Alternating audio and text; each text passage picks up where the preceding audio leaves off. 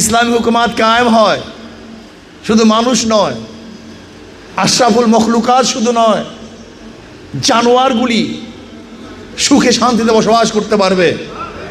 যেরকম ওমর ইবনে খাত্তাব রাদিয়াল্লাহু বলেছেন, আমার খেলাফতের আমলে ফোরাতের কূলেও যদি কোনো কুকুর না খেয়ে মারা যায়, যদি একটা উট পানি না পায়, আমি ওমরকে জবাব দিতে হবে, তুমি খলিফা, একটা উট কেন পানি পিপাসা মারা গেল।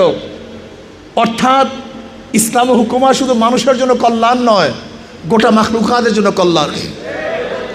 যদি ইসলামী হুকুমাত হয় তাহলে ধর্ষকদের বিচার করা হবে। ইসলামী হুকুমাত যদি হয় জালেমদের বিচার করা হবে। ইসলামী হুকুমাত যদি হয় মানুষ আদর্শবান হয়ে যাবে, ন্যায় পরায়ণ হয়ে যাবে। ইসলামী হুকুমাত যদি হয় মানুষের মধ্যে তাকওয়া সৃষ্টি হবে। ইসলামী হুকুমাত যদি হয় তাহলে ইউসিরুনা আলা আনফুসিহিম ওয়ালাউ কানা বিহিম খাসাসা, নিজের ধ্বংসের মুহূর্তেও অন্যকে প্রাধান্য দেয়া হবে।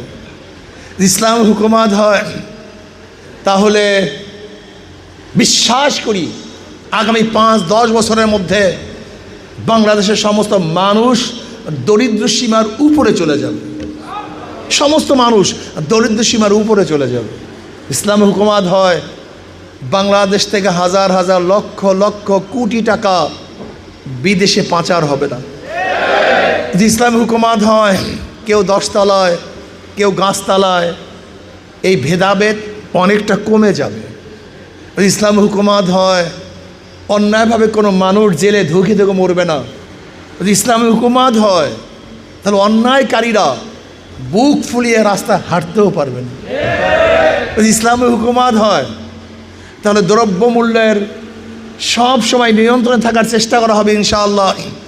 সবচেয়ে বড় কথা হলো ইসলামী যদি হুকুমাত হয়, ওয়ালাউ আন্না আহলাল কুরা আমানু ওয়াত্তাকাউ লাফাতাহনা আলাইহিম বারাকাতিম মিনাস সামাই ওয়াল আরদ।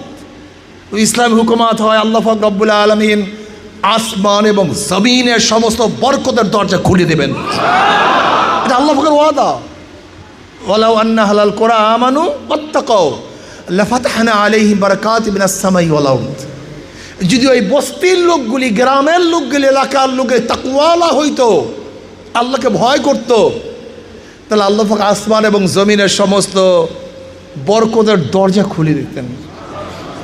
ইসলামী হুকুমাত হয় তাহলে আল্লাহ পাক রব্বুল আলামিন আসমানকে বরকতপূর্ণ করে দিবেন, অতিবৃষ্টি অনাবৃষ্টিতে আল্লাহ পাক হেফাজত করবেন।